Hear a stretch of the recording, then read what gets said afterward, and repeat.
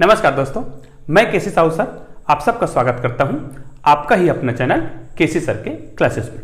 आइए दोस्तों, आज हम एक बहुत ही महत्वपूर्ण विषय पर चर्चा करेंगे। जी हां, आज हम पढ़ेंगे प्रथम कोटि की अभिक्रिया के लिए समाकलित दर समीकरण। हम ये जानते हैं कि प्रथम कोटि की अभिक्रिया के लिए जब आप समाकलित दर समीकरण निकालेंगे तो आपको सरल तब लगेगा जब आपको शून्य कोटि की अभिक्रिया के लिए समीकरण निकालना पता है। क्यों भाई? हमको यह पता है कि प्रथम कोटि की अभिक्रिया के लिए सांद्रण जिम्मेदार होता है ना, तो शून्य कोटि के लिए भी जिम्मेदार होता है, लेकिन हमको पता है प्रथम कोटि की अभिक्रिया के लिए सांद्रण कितना होना चाहिए? 1 होना चाहिए। तो इसको हम किस रूप में लिखते हैं? जैसे हमको एक समीकरण पता होता है इस रूप में, या फिर इसी को हम इस रूप में भी लिखते हैं, इस रूप में, ठीक है। जहां ये R क्या है या फिर A, ये दोनों क्या होता है? इनको हम बोलते हैं अभिकारक, है ना। तो अभिकारक के सांद्रण पर ही निर्भर करता है कौन? जो अभिक्रिया की जो कोटि है। तो हमको प्रथम कोटि की अभिक्रिया के लिए समाकलित दर समीकरण निकालना है। तो दोस्तों, यदि आप हमारे चैनल में नए हैं तो हमारे चैनल को सब्सक्राइब जरूर कर लीजिएगा और बेल आइकन को प्रेस करके ऑल को टच कर दीजिएगा, ताकि इसी प्रकार के एजुकेशनल वीडियो का नोटिफिकेशन आपको मिलता रहे और आप उन वीडियो का लाभ उठाते रहें। तो आइए आज का वीडियो प्रारंभ करते हैं। तो देखिए, इस प्रकार हम लिखते हैं, ये क्या होता है? ये अभिकारक होता है, तो इसको हम लिख सकते हैं, ये हो गया अभिकारक, ठीक है, और ये कहलाता है उत्पाद। अब हमको इसी के आधार पर दर समीकरण के माध्यम से समाकलित दर समीकरण निकालना है। और याद रखिए दोस्तों, ये बहुत ही महत्वपूर्ण होता है। आपके सभी प्रकार के कॉम्पिटिटिव एग्जाम में इनके न्यूमेरिकल क्वेश्चन पूछे जाते हैं और बोर्ड एग्जाम में भी ये प्रश्न बहुत ही महत्वपूर्ण होता है। तो आइए इसको हम हल करते हैं। तो अभिकारक और उत्पाद, इसके माध्यम से हमने एक सूत्र बनाया था। तो अभिक्रिया की जो दर होती है वो किस पर निर्भर करती है? आपको तो पता है कि अभिकारक R है, तो हम इसको दर समीकरण को इस प्रकार लिख सकते हैं,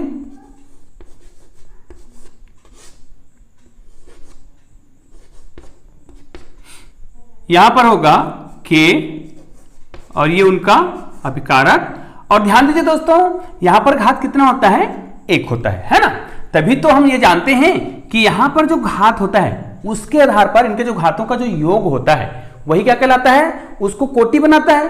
तो ये किस प्रकार की कोटि की अभिक्रिया है? प्रथम कोटि की अभिक्रिया है। तो देखिए यहां पर घात कितना है? 1 है। इस प्रकार ये क्या हो गया? प्रथम कोटि की अभिक्रिया के लिए ये क्या हो गया? दर समीकरण। ये तात्क्षणिक रूप में है, हमको इनको संपूर्ण अभिक्रिया के लिए लागू करना है। और हमको पता है जब हम इनको संपूर्ण के लिए लागू करते हैं तो इनको समाकलन करना पड़ता है। अब हमको यह भी पता है कि समाकलन के लिए क्या होना चाहिए? जिनके सापेक्ष किया जाता है ना, उनको व्यवस्थित करना पड़ता है। जैसे देखो यहां पर dr है, मतलब इधर जिनको समाकलन करना है वो dr मतलब इनके सापेक्ष होगा। तो ये वाला वैल्यू देखो क्या इधर है? नहीं है, इधर है। ये देखो, तो इनको हमको क्या करना पड़ेगा? इधर लाना पड़ेगा। तो इसके लिए हमें क्या करना पड़ेगा? इनको इस प्रकार व्यवस्थित कर लेना है। ये देखिए, तो ये हो जाएगा आपका, तो ये हो जाएगा इस प्रकार, ये आपका व्यवस्थित हो गया और ये हो जाएगा K और ये हो जाएगा dt। अब इन्हीं का हमको क्या करना है? समाकलन करना है। तो आप दोनों पक्षों का क्या कर दीजिएगा? समाकलन कर दीजिए। मैं यहां पे लिख देता हूं,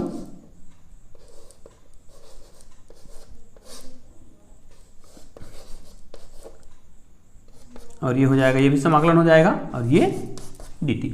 अब ध्यान दीजिए, हम जब समाकलन करते हैं तो हमने कुछ सूत्र पढ़ रखे हैं समाकलन के, उन सूत्रों का उपयोग करना है। तो आइए मैं यहां पे आपको कुछ समाकलन के सूत्र लिखवा देता हूं। आप एक सूत्र जानते हैं, 1/x बराबर, है ना, मतलब 1/x dx। यदि 1/x का समाकलन किया जाए, ये देखिए ये समाकलन का चिन्ह होता है, ध्यान दीजिएगा, और ये 1/x का समाकलन करा जाए तो इनका आंसर होता है log x, ठीक है। ये एक सूत्र होता है। उसी प्रकार यहां पर हम 2 सूत्र बना लेते हैं। चलो यहां पर लिख लेते हैं। एक सूत्र तो ये हो गया, और दूसरा सूत्र होता है, यदि किसी भी चर राशि का यदि हम क्या करते हैं? समाकलन करते हैं। देखिए यहां पर कुछ भी संख्या ना हो तो इनका जब भी हम समाकलन करते हैं तो ध्यान दीजिए जिनके सापेक्ष समाकलन किया जाए। जैसे इनको किनके सापेक्ष किया जा रहा है जी? इनको x के सापेक्ष किया जा रहा है, तो इसका वैल्यू 1 से ही आएगा, है ना, यदि यहाँ पे कुछ ना हो तो। और यदि यहाँ पे कोई संख्या है, ध्यान दीजिए, कोई अंक है या कोई स्थिरांक है, तो इस स्थिरांक का समाकलन नहीं होता है, तो वो क्या हो जाता है, कांस्टेंट हो जाता है, मतलब कॉमन निकाल लेते हैं। तो इस प्रकार इसी सूत्र का प्रयोग करके हम इन गणित को क्या करेंगे, हल करेंगे। तो आइए इनको हम उस रूप में पहले जमा लेते हैं। ये कैसे हो जाएगा, इस प्रकार जम जाएगा, माइनस यहां पर इसको ऐसा लिखा जा सकता है क्या, ये देखिए r, इसी रूप में मैं पूरा समंजित करके इसको लिख रहा हूं जमा के, देखो। और ये देखो ये dr था, इसको हम यहां पे ले लेते हैं, ये देखो। तो जहां पे x आया है उसके जगह देखो यहां पे dr, यहां पर, है ना। और इधर आ जाओ, यहां पर k dt, तो k क्या है, k का नाम ही स्थिरांक है ना, ये दर स्थिरांक होता है। तो दर स्थिरांक मैंने अभी जस्ट बताया है, कोई भी कांस्टेंट वैल्यू का समाकलन नहीं होता है, तो k को क्या कर देंगे, कांस्टेंट कर देंगे, और यहां पर आपका है dt है। अब इन सूत्र का देखो, इसमें कौन सा सूत्र लागू होगा, ये वाला सूत्र लागू होगा, है ना। तो इस सूत्र को जब हम लागू करेंगे, ध्यान दीजिए इसमें, तो देखो 1/x की जगह 1/r है, ये dr है, तो ये इनको सापेक्ष बना दिया, इनके सापेक्ष करना पड़ेगा। यहां पर एक इनके सापेक्ष होगा, t के सापेक्ष, जैसे यहां पे देखो किसके सापेक्ष हो रहा था, x के सापेक्ष हो रहा था, तो आंसर कितना आ रहा था, x। तो t के सापेक्ष हो रहा तो कितना आएगा, t आएगा।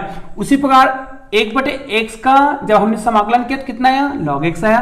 तो 1/r का जब हम समाकलन करेंगे तो कितना आएगा, log r आएगा। तो इसका आंसर कितना आ जाएगा दोस्तों, इस प्रकार आप इसका आंसर निकाल सकते हैं, r, ठीक है। ये माइनस पहले से है, इनको कुछ नहीं करना है, और बराबर यहां पर कितना आ जाएगा, k तो पहले से है।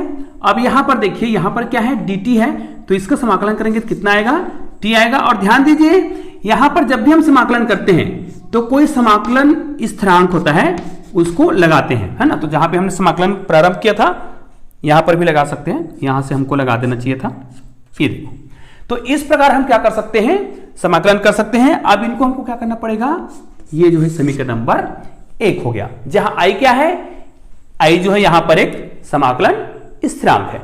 अब ध्यान दीजिए, हमको पता है कि प्रथम कोटि की अभिक्रिया में जब यदि प्रारंभिक सांद्रण को देखा जाए, है ना, तो प्रारंभिक में उनका सांद्रण कितना होता है, तो उस समय कितना होगा जी, तो प्रारंभ में t = 0, जब हम समय ना दे, अगर मुझे शरबत बनाना है और मैं आपको पानी और शक्कर देता हूं तो क्या आप तुरंत शरबत बना लोगे, अगर बिना समय दूं तो।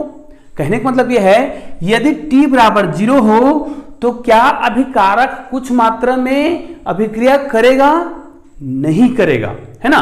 तो इस स्थिति में जब हम यहां पे लिख देते हैं, जब t = 0 हो तो ये जो r का जो मान है ना, ये किसके बराबर हो जाएगा, ये r0 के बराबर हो जाएगा, है ना।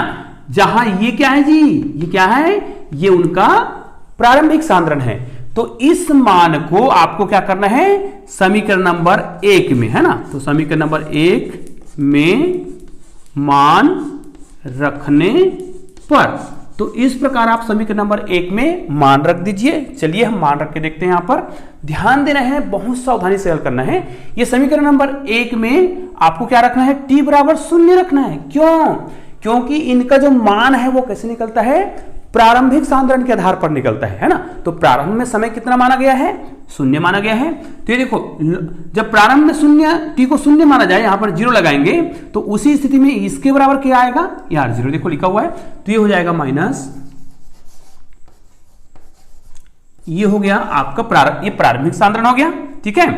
अब यहां पर तो 0 आ गया और यहां पर प्लस आ गया i, कुल मिला के i का मान कितना आ गया जी, ये आ गया माइनस लॉग, और ये उनका प्रारंभिक सांद्रण। इनको आप चाहे तो समीकरण नंबर 2 बोल सकते हो, और नहीं बोलोगे तो कोई दिक्कत नहीं है। इस मान को, मतलब जो i का मान है ना, ये जो i हो, ये देखो यहां पर जो i है, ये समाकलन स्थिरांक है, इसका मान रख देंगे कहां पे, समीकरण नंबर 1 में। तो आइए मान रखते हैं दोस्तों। आप इनका चाहे तो स्क्रीनशॉट खींच के, आइए दोस्तों आप क्या करते हैं, यहां पर लिख देते हैं समीकरण नंबर 1 में i का मान रखने पर। ध्यान दीजिए दोस्तों, यदि आपको बोर्ड एग्जाम में क्वेश्चन का आंसर देना है तो जिस तरीके से यहां पे बताया जा रहा है आप उसी तरीके से लिखिएगा। ध्यान दीजिएगा, मैं यहां पर जब पढ़ाता हूं तो बहुत ही सरल तरीके से और सिस्टमेटिक ढंग से पढ़ाता हूं, तो आपको इसी प्रकार आपको परीक्षा हाल में लिखना है तो आपको बहुत ही अच्छे अंक मिलेंगे। ठीक है, तो आइए इस प्रकार क्या करना है, समीकरण नंबर 1 में आई का मान रख देंगे यहां पर। तो ये कितना हो जाएगा जी, तो यहां पर देखिए ये हो जाएगा माइनस लॉग आर हो जाएगा, है ना, बराबर ये तो केटी तो रहेगा ही, और प्लस ये देखो आई का वैल्यू तो हमने यहां पर निकाला था, है ना, उसी को रखेंगे। ये ऋण सहित निकला है तो आप ऋण सहित रखो इस प्रकार, तो माइनस लॉग और ये प्रारंभिक सांद्रण। ठीक है, अब ये प्लस माइनस का जब गुना करेंगे तो इसका आंसर कितना जाएगा, तो इसका मतलब ये होगा, यहां पर देखिए लॉग, ये उनकी अभिकारक का सांद्रण है, यहां पर आएगा केटी, यहां पर माइनस, और ये हो जाएगा लॉग प्रारंभिक सांद्रण। अब ध्यान दो, हमको क्या करना है, यहां पर के या टी में से किसी एक का वैल्यू निकालना है, तो हम क्या करेंगे, इनको पक्षांतर कर देंगे। देखो ये क्या है, ये ऋणात्मक है तो इधर आके क्या हो जाएगा, ये धनात्मक हो जाएगा। तो इनको पहले लिख लेते हैं, क्यों, इधर पक्षांतर करेंगे तो ऋणात्मक है तो इधर धनात्मक होगा, तो धनात्मक वैल्यू को पहले लिख लेते हैं जी। तो इस प्रकार आ जाएगा, ये ऐसा हो जाएगा, और ये तो ऋणात्मक पहले से है तो यहां ऋणात्मक ही रहेगा ये देखो आ हो गया। अब बराबर कितना आ गया, के टी। अब हमको ये भी पता है, एक लॉग का आप लोग सूत्र जानते होंगे, है ना, मैं यहां पे लिख देता हूं सूत्र। ध्यान दीजिएगा, जब भी मैं सूत्र लिखवाऊं इस प्रकार के सूत्रों को आप अपना नोट से बना लीजिएगा और इसमें और उसको बहुत अच्छे तरीके से याद कर लीजिएगा। तो एक लॉग का सूत्र होता है लॉग ए माइनस लॉग बी, है ना, मतलब देखो ये लॉग ए मान सकते हैं और ये होगा लॉग बी।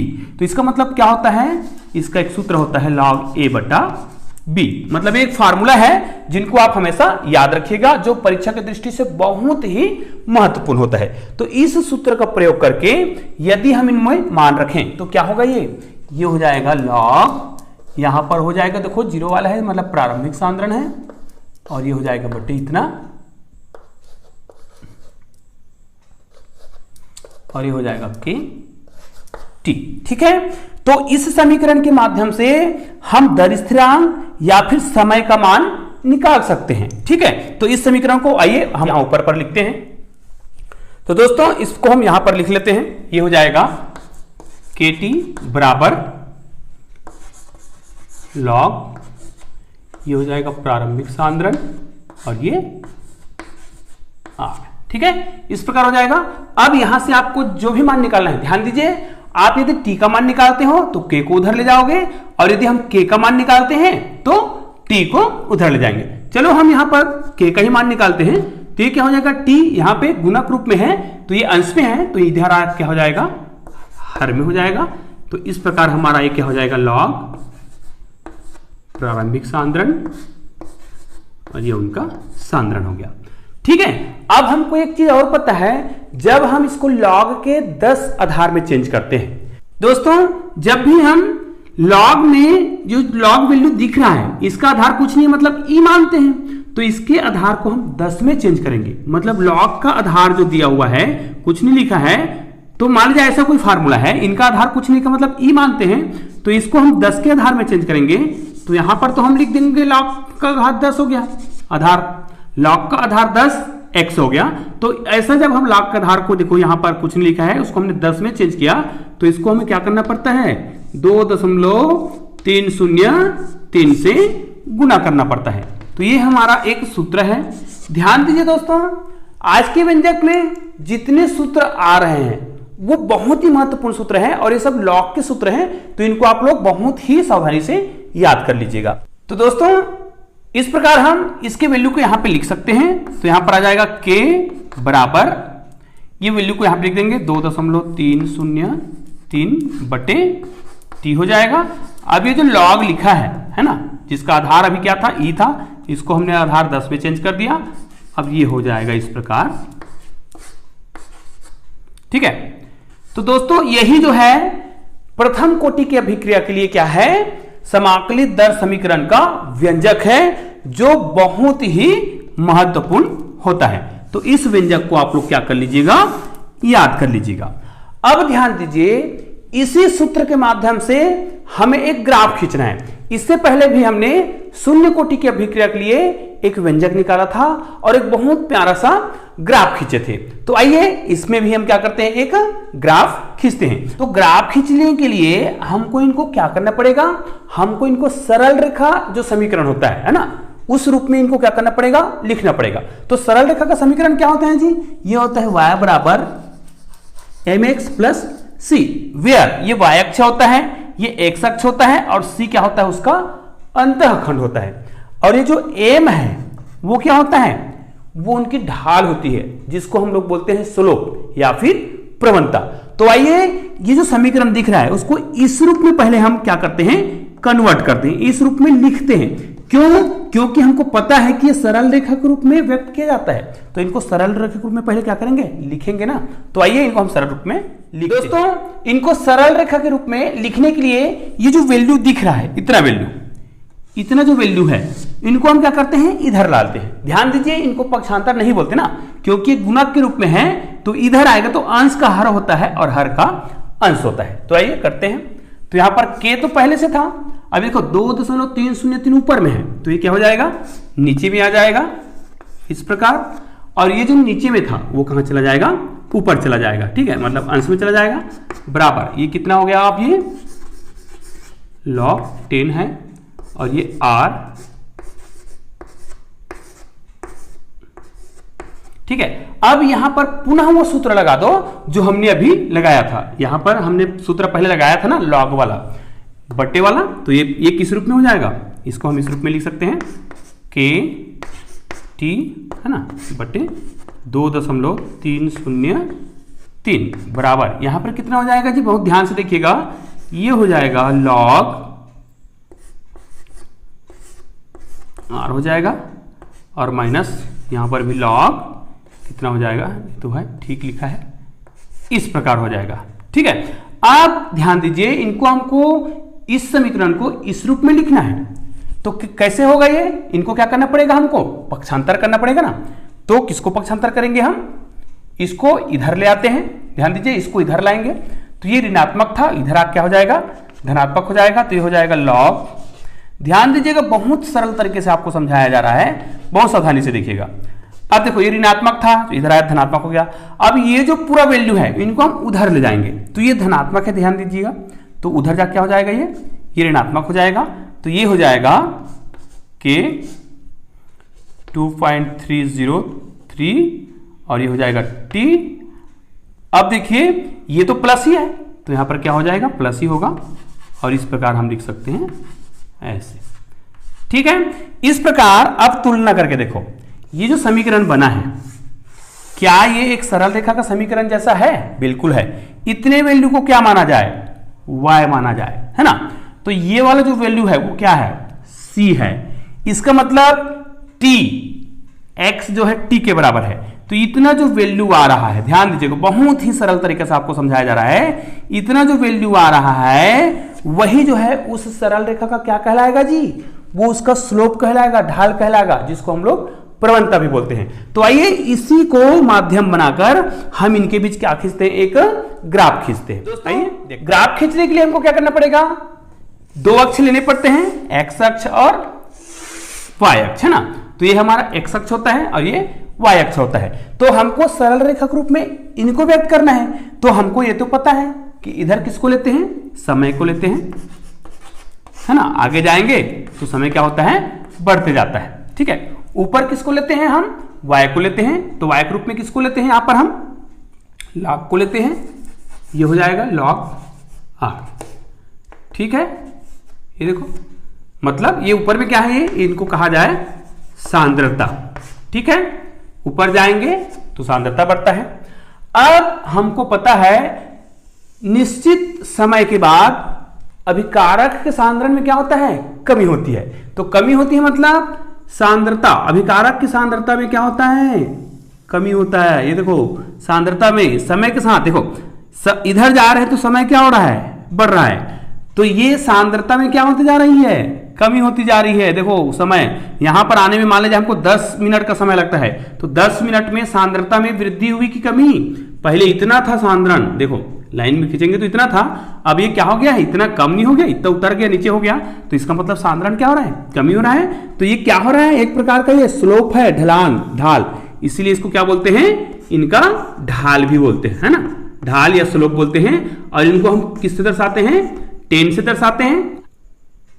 इस प्रकार हम 10 से दर्शाते हैं। तो इसका जो वैल्यू है, जो स्लोप जिसको बोलते हैं ना, ये ढलान होता है ना, जिसको हम लोग प्रवणता भी बोलते हैं, इनके बहुत सारे नाम है, याद रखिएगा, ये बहुत ही महत्वपूर्ण होता है। तो ये प्रवणता कहलाता है, ढाल कहलाता है। तो ये कितना होगा, यहाँ पर जो कोण बनता है वो थीटा कहलाता है ना, तो ये हो जाएगा माइनस, दिया हुआ मान देख लीजिए, मैंने बताया था टी का जो गुणांक होता है ये पूरे उनकी प्रवणता कहलाती है, ढाल कहलाती है, ठीक है। तो यहां पर कितना आ जाएगा जी, ये आ जाएगा k और 2.303। तो इस प्रकार हम इनके बीच क्या कर सकते हैं, एक ग्राफ खींच सकते हैं, जो बहुत ही सरल तरीके से आपको समझ आ गया। आइए दोस्तों, हम समाकलित दर समीकरण का एक दूसरा रूप लिखने का प्रयास करते हैं, जो बहुत ही सरल होता है। अब ध्यान दीजिए, यदि हमें अभिकारक दिया है और उसके प्रारंभिक सांद्रण को यदि कुछ मान दिया जाए, है ना, तो हम ये मानते हैं कि माना कि यहां पर लिख लेते हैं, माना अभिकारक,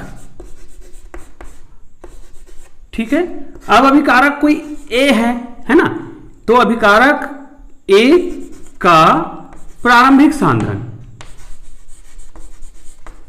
सांद्रण कितना हो, ए मोल, है ना, प्रति लीटर, ठीक है। यदि उनका सांद्रण जो है ए मोल है, ध्यान दीजिए यहां पर ये ए मोल प्रति लीटर है, जो ध्यान दीजिएगा टी समय बाद, है ना, एक्स जो टी समय बाद एक्स मोल उत्पाद में बदल जाता है, बदलता है ना। इसका मतलब क्या समझ आया कि कुछ समय बाद ये जो x मोल है वो उत्पाद में बदला, तो कितना भाग जो है बच गया। इसका मतलब ये है हमारे पास कुल इतने भाग थे, उसमें से इतने भाग जो है उत्पाद में बदल गया, तो हमारे पास अभी a माइनस x भाग जो है क्या है, शेष है। तो कहने का मतलब ये है, ये प्रारंभिक सांद्रण है, ध्यान दीजिएगा, और ये जो है क्या है, अभिक्रिया के बाद का है। अब हमको ये पता है कि ये वाला प्रारंभिक सांद्रण है ना, और ये जो है कुछ समय बाद जब अभिक्रिया हो गया तब का सांद्रण है। तो इसी समीकरण में यदि प्रारंभिक सांद्रण की जगह ये रख दिया जाए और कुछ समय बाद जो सांद्रण में परिवर्तन हुआ है उसकी जगह ये रख दिया जाए, तो हमें एक नया समीकरण प्राप्त हो जाता है, जो इस प्रकार होगा। कैसे होगा, ये देखिए, k बराबर 2.303 बट्टे टी, और यहां पर आ जाएगा लॉग, अब यहां पर क्या आ जाएगा, a आएगा, और यहां पर आ जाएगा a माइनस एक्स। तो दोस्तों ये सूत्र बहुत ही महत्वपूर्ण होता है, इस सूत्र को आप याद कर लीजिएगा। ये दोनों सूत्र सेम सूत्र है, याद रखिए, दोनों सूत्र में कोई अंतर नहीं है। किसी किसी बुक में इस रूप में हल किया जाता है और किसी किसी बुक में इस रूप में हल दिया रहता है, तो आपको कंफ्यूज होने की कोई आवश्यकता नहीं है, दोनों ही सूत्र का वैल्यू एक ही होता है। तो दोस्तों आज का वीडियो आपको कैसा लगा मुझे कमेंट करके अवश्य बताइएगा, और इस वीडियो को अधिक से अधिक बच्चों तक शेयर कीजिएगा। धन्यवाद दोस्तों।